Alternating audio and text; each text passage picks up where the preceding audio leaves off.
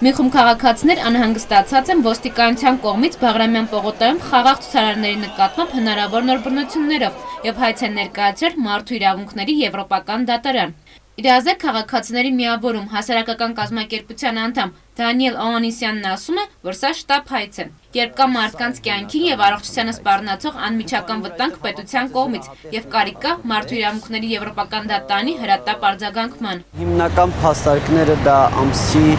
23-ին տեղի ունեցածներ, որովհետեւ մեծ մասին այդ օրը ուղղակի ապօրինաբար ազատությունից էին զրկել 12 ժամով, ավելի փոքր մասին ուղղակի զրկել էին խաղաղ իրականացնելու իրավունքից, մարդկանց ծեծել էին, շատ մարդիկ մինչև հիմա ուրեմն մարմնի վրա երևացող մարմնական վնասվածքներ ունեն եւ վտանգը կիրակի օրային շատ շոշափելի էր, այժմ այն կա, բայց այդքան էլ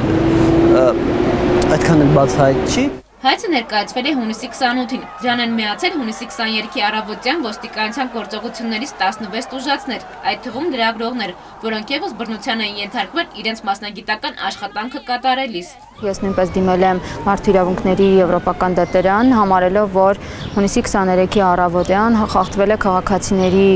սահմանադրական իրավունքը բողոքի ցույց իրականացնելու Բաղրամյան պողոտայում, նաև կոնկրետ իմ մասով նշվել է, որ մասնագիտական իմ գործունեությունը խոչընդոտվել է,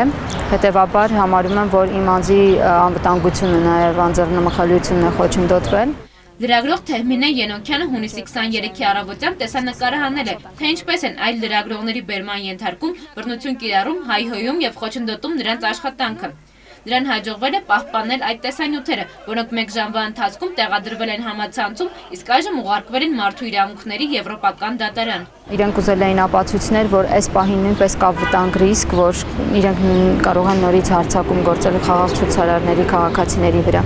Երեկվա նկարահանումներս ապացույցն են նրան, որ ոստիկանությունը հետ չի քաշվել իր գործելավոճից, դա ընդհանրապես արտաքին շղարշ է։ Նկատել ենք այնտեղ բազմաթիվ զրահատեխնիկա, ջրցան մեքենաներ, Դեմիրճյան փողոցի կողմից նույնպես կայանված է։ Ոստիկանությունը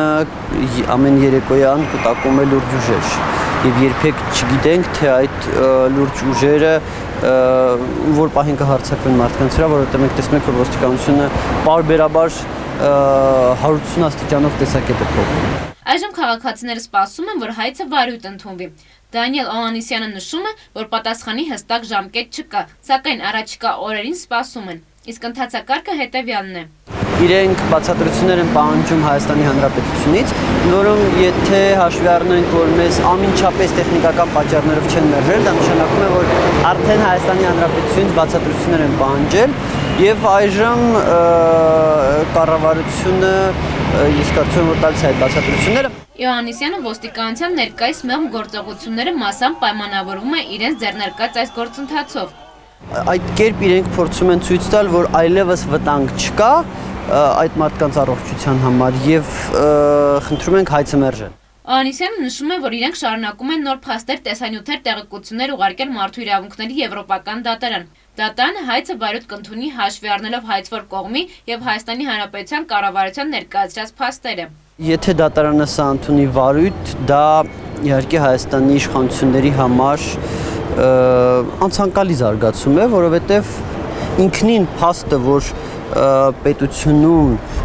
կարող է խաղաղ ցուցարարի առողջությունը վտանգվել պետության կողմից, ոչ թե ինչ-որ այլ սուբյեկտի, այլ հենց պետությանը, հենց պետության ներկայացուցիչների կողմից, դա ինքնին